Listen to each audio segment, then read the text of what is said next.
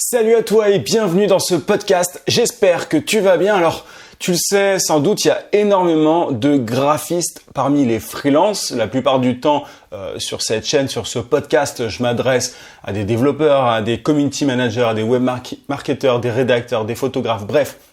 Il y a tout un tas de profils différents, mais les graphistes, il y en a beaucoup qui veulent se lancer en tant qu'indépendants et comme tout le monde, ils ont du mal à trouver des clients. C'est peut-être ton cas.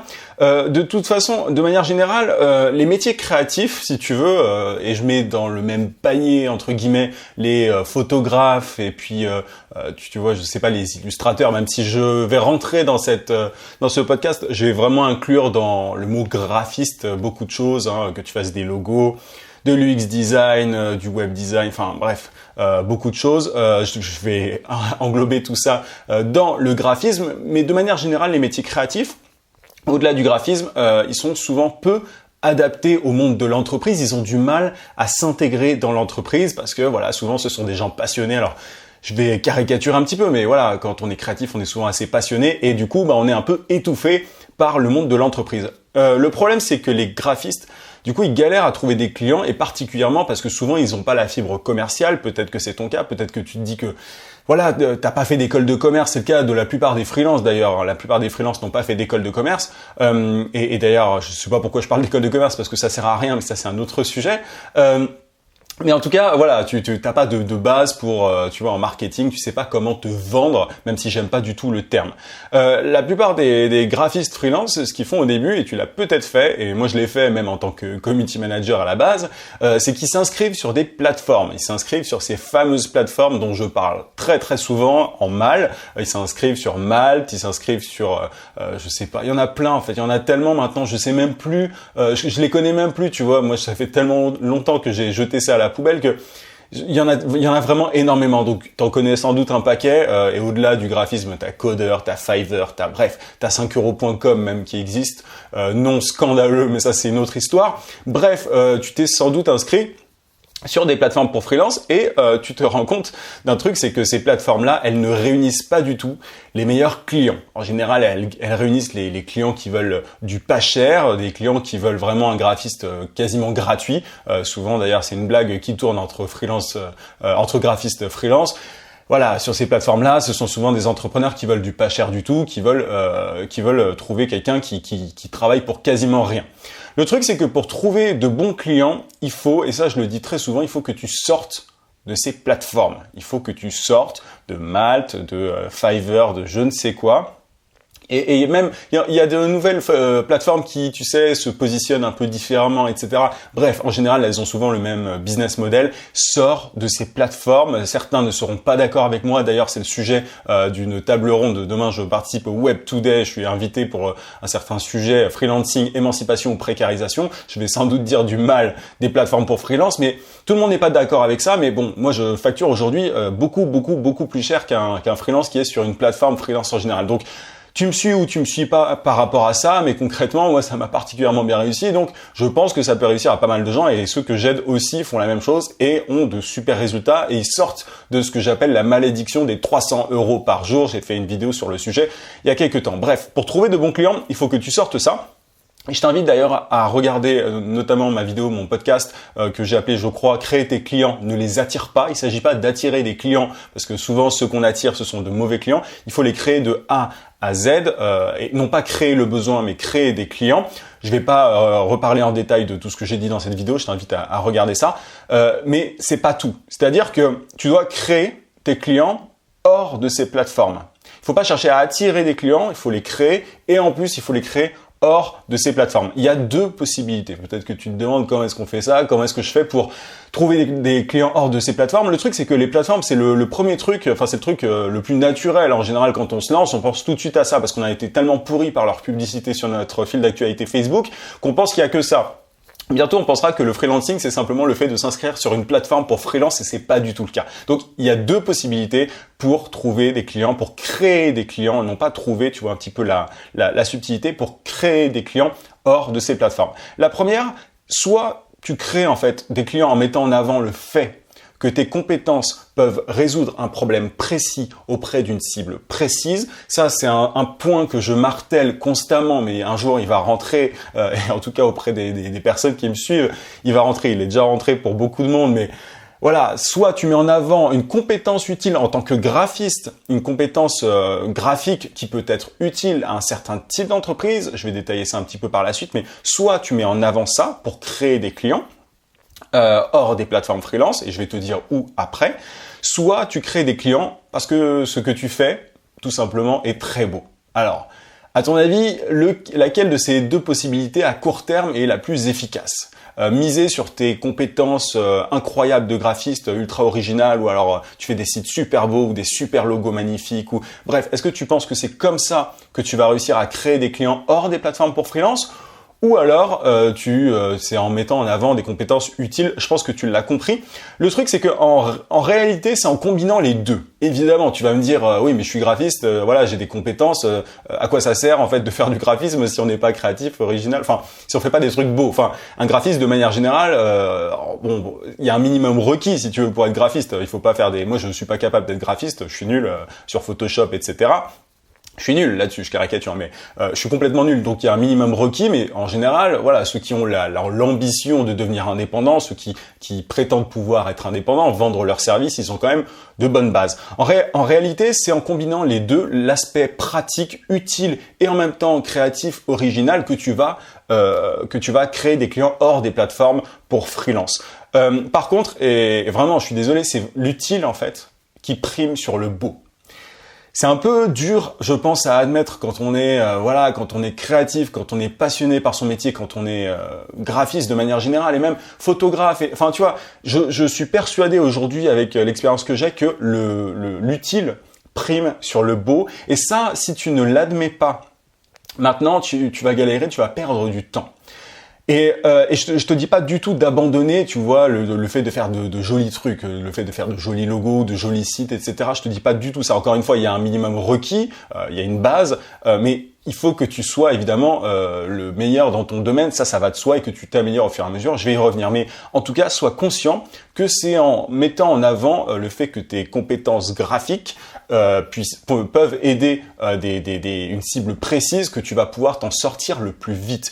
Si tu te lances sur le marché, si t'es graphiste depuis pas longtemps, peut-être que tu viens de finir tes études, c'est en mettant en avant le fait que ce que tu fais est utile, que tu vas y arriver. Je le répète exprès parce que c'est important. Si t'es pas encore une superstar du graphisme, c'est vraiment le meilleur moyen à court terme de mettre en avant le fait que c'est utile. Le beau, en fait, il vient après. Essaye d'abord d'être utile, et en fait, la clé pour moi, c'est de perfectionner tes compétences au fur et à mesure de ton travail. En général, tu vois, on cherche des clients à court terme. Je veux dire, t'as pas forcément plein d'argent sur ton compte en banque. Tu peux pas tenir 6 mois. Enfin voilà, même si en général, je conseille d'avoir un petit fonds d'urgence avant de se lancer, de quitter son job ou de faire que ça. Mais peut-être que t'as pas beaucoup de mois d'avance pour pouvoir, tu peux pas te permettre de ne pas avoir de clients. Donc ton obsession, elle doit être dans le fait de créer des clients, et plutôt hors des plateformes. Tu peux commencer sur les plateformes au début si tu veux te faire un peu la main, si tu veux voir un petit peu à quoi ça ressemble tout ça. Mais je te parle de si t'es sérieux, si t'as des ambitions d'entrepreneur. Parce que au final, être freelance, que ça soit un métier graphique, créatif, freelance ou plutôt technique, tu vois, du SEO, etc. Dans tous les cas, tu es entrepreneur. Donc, il faut comprendre ça. Il faut sortir, tu vois, il faut enlever de sa tête le côté un peu romantique du truc. Certains l'accepteront, certains ne l'accepteront pas, et c'est ça qui fera la différence, tu vois. Est-ce que tu restes sur le long terme ou pas? C'est vraiment si tu comprends que l'utile, le fait de résoudre un problème précis auprès d'une cible précise est vital. Donc, essaye d'abord d'être utile et perfectionne tes compétences au fur et à mesure. Un jour, on te voudra juste parce que ce que tu fais est magnifique, mais ça viendra après. C'est après avoir déjà eu de l'expérience, gagné de l'argent grâce à tes compétences, que tu pourras un jour peut-être attirer des gens parce que ce que tu fais est unique, parce que tu auras en parallèle amélioré ce que tu fais, tu vois, développer tes skills, que tu seras formé sur tel nouveau logiciel ou quoi, telle nouvelle technique, bref. Mais ça, il faut que tu le fasses en même temps. Il y a beaucoup trop de freelance qui, tu vois, après c'est de la fainéantise, mais il y a un moment, soit tu acceptes que le freelancing c'est compliqué et qu'il faut faire plusieurs choses à la fois, soit c'est pas pour toi, tu vois. Mais il y a un moment, j'ai pas envie moi de dire n'importe quoi aux gens en disant oui, il suffit de faire ceci, cela, vous allez trouver des clients. C'est pas vrai. Il faut que tu mettre en avant, encore une fois, ton utilité et en même temps que tu continues de te former au niveau de tes compétences. Et un jour, peut-être qu'on te choisira plutôt parce que ce que tu fais est incroyable. Tu vois, tu seras presque un artiste plutôt qu'un technicien. Mais au début, la technicité, le fait d'être un technicien doit primer, c'est essentiel. Il y a tellement de graphistes aujourd'hui que tu peux pas juste miser sur ta créativité. Il y a plein de gens qui font des trucs incroyables. Il y a plein de gens qui font des super logos. Il y a plein de gens qui font des super sites internet. Et en plus, et j'ai déjà fait une vidéo sur le sujet, tu as la concurrence du monde entier aujourd'hui. Le graphisme, c'est un langage qui est universel, c'est un peu comme le code. Un graphiste indien, pakistanais, africain, américain, sud-américain, bref, peu importe. En fait, vous parlez tous le même langage, contrairement à un rédacteur, pour le coup, tu vois, qui a cette différence. Un rédacteur français, un rédacteur anglais vont pas être plébiscités par les mêmes clients. Par contre, tu es en concurrence avec le monde. Donc, il faut que tu sois celui ou celle qui est capable de se brancher le plus directement tu vois,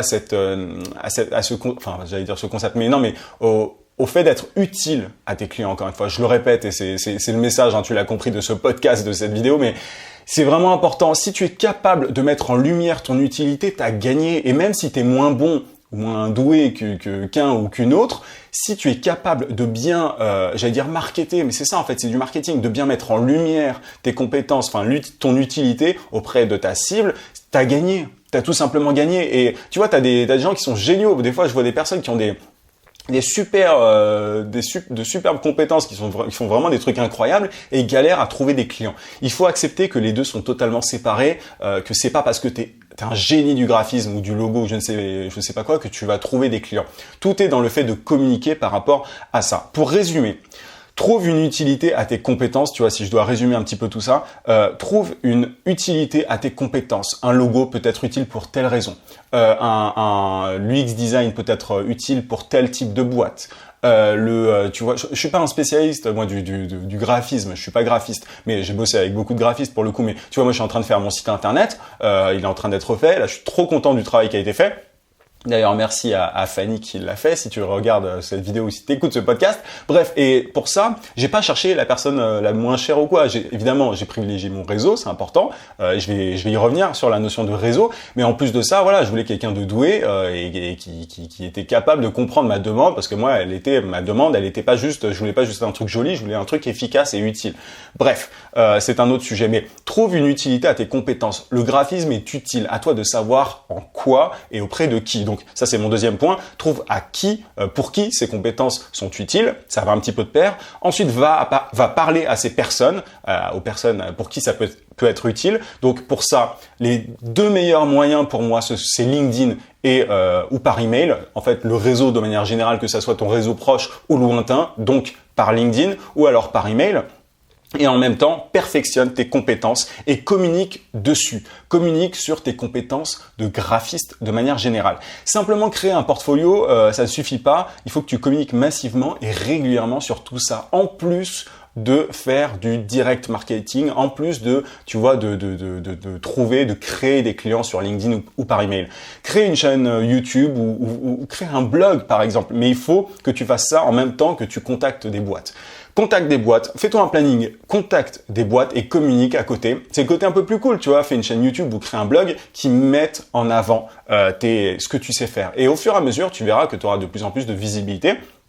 Et c'est comme ça que tu auras, qu'un jour, ta créativité, ton originalité, tes compétences primeront sur ton utilité. C'est un peu, tu vois, le rêve. C'est comme ça qu'on devient un artiste. Hein. C'est pour caricaturer. Et un jour, tu seras pas un technicien, encore une fois, mais un artiste. Je caricature, mais tu vois l'idée. Un jour, tu vois, il y a une fois une amie qui m'a dit que dans une agence, il y a des photographes en agence qui sont payés, mais une blinde, simplement parce qu'ils ont un nom, tu vois, parce qu'ils ont fait une réputation et parce qu'ils ont un style précis. On les cherche pour leur style, pour qui ils sont, pour ce qui, tu vois. Et contrairement alors qu'ils sont pas plus utiles qu'un autre, ils savent faire des photos, mais ils ont un style précis. Mais ça vient dans un second temps. Il faut que tu le comprennes. Évidemment, il y a des problèmes graphiques qui sont plus récurrents que d'autres. Perso, moi, vraiment, si j'étais graphiste, je miserais par exemple plus sur l'UX design, sur le web design. plutôt que le print. J'ai parfois des personnes qui me disent oui, alors moi je fais du print, etc.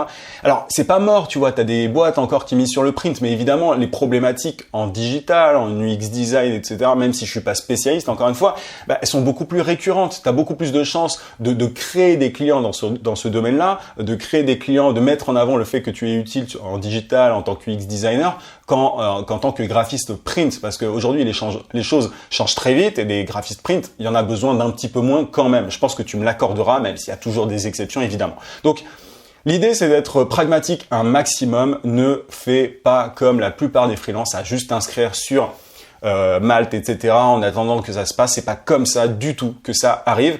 J'espère que tout ça t'a été utile. Vraiment applique tout ça, applique ce que je viens de te dire et c'est comme ça que tu feras la différence, pas simplement en restant dans ton coin, en espérant que les choses se passent toute seule. Je t'invite à mettre un gros pouce à cette vidéo si tu es sur YouTube et à t'abonner à la chaîne si c'est pas déjà fait. Je parle de tout un tas de choses liées au freelancing, au consulting sur ma chaîne. Donc si ça t'intéresse, il y a plein de vidéos ou de podcasts à voir si tu es sur le podcast.